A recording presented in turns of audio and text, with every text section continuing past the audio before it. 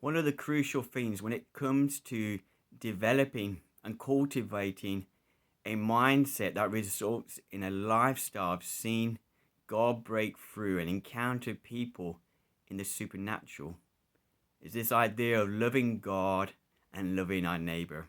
Kind of the first and second commandments, Jesus said. Now that might sound really, really obvious, but it isn't so.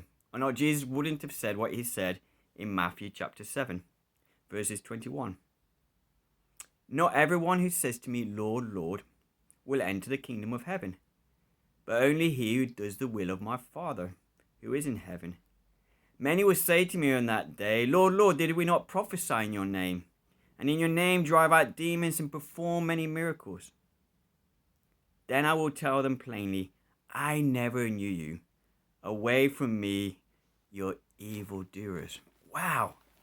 Often people come to me and say, I want to grow in praying for the sick and learning how to cast out demons and to speak words of life from the Father into people's and situations that will bring transformation. And there's this kind of desire that comes from wanting to see some of the results and the outcomes that we see in the Bible, that when people do step out and pray for people, it results in people encountering Jesus. It results in whole communities coming to Jesus. And that's obviously a great desire of our hearts. But the greatest desire, the heart as we come to grow and step out in this area, as it says there, is loving God.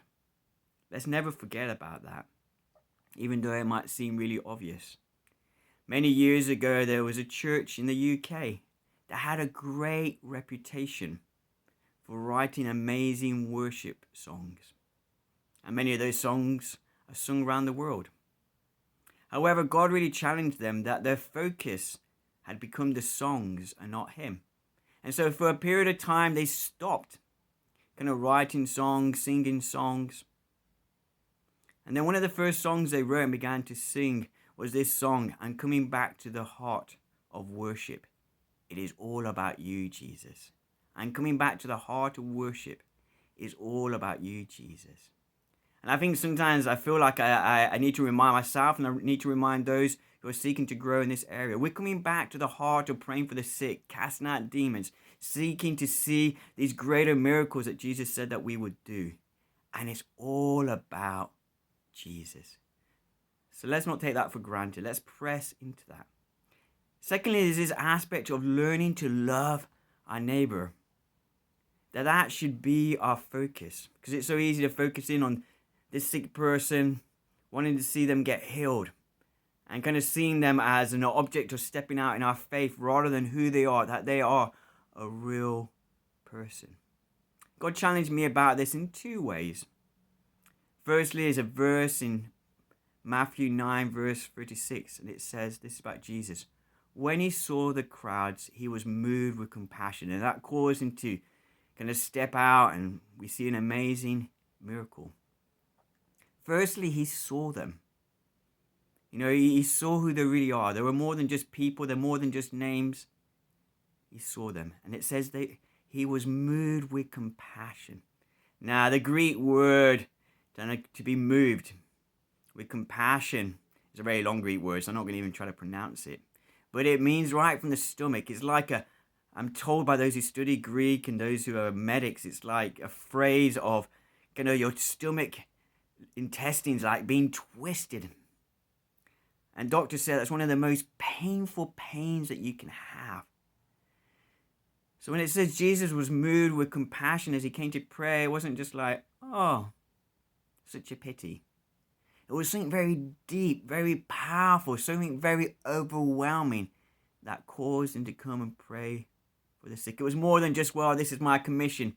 It says in Isaiah, and I quote it in Luke 4, the Spirit's upon me to do these things. No, this was very much a heart-wrenching, as we would use that language in those days, kind of stomach-wrenching, compassion. And that should be what is driving us.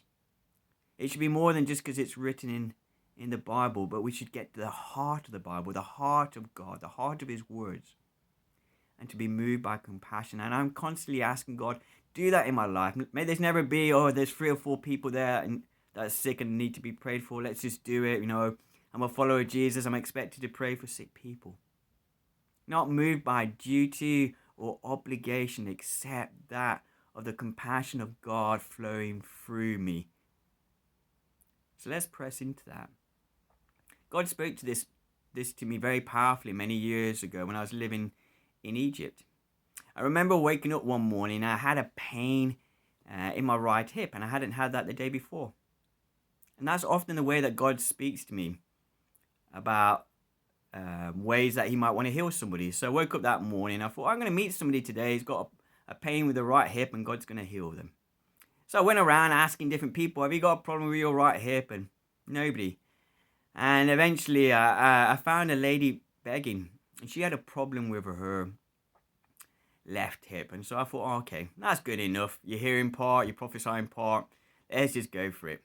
I was about to pray for this beggar when this other beggar came over and said, you know, what's happening here? So I explained. And she says, well, I got a problem with my headache. I got a headache. My first thought was like, oh, no. I hate praying for people with headaches. I have the least successful track record. Legs grow, barren women having children. I'll go for that, not headaches. And I prayed for her, and she got healed. I was as surprised as she was, to be honest. And then she says, I got a problem with my shoulder. And so I prayed for that, and that also got restored, and she was really happy. And I suddenly thought, right, now I can get on with why I'm here. I'm praying for this beggar and her left hip. And I prayed, I gave it my best prayer. I maybe prayed 2-3 times at least. And nothing seemed to happen. And I walked away from that encounter and I thought, what's that about, God? You gave me this word about hips, so I met this lady, but she didn't get healed, as far as I could see. And God said to me, you missed it, Paul. You healed her heart. Look at her. And she was just beaming away.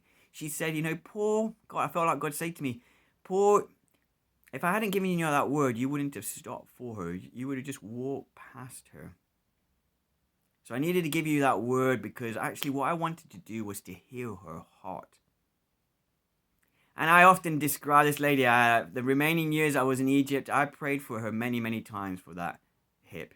But I described her as the happiest beggar in Alexandria. But it taught me something. It is about loving the person. It's never about, let's heal this. That person, healing that person, casting out demons out of somebody, they have a name. They are made by God. They're special. They're a son and daughter of Christ who has got an opportunity to enter into that redeeming encounter with Jesus.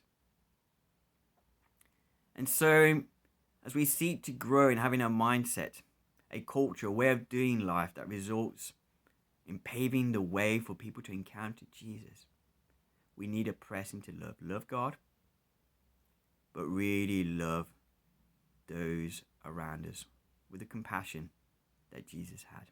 They're never numbers. They're never figures. They're never people to get healed so we can put stories in the letters we write to people or talk about to people. They're people that God wants to meet and to love. And the physical healing is just one outworking of that.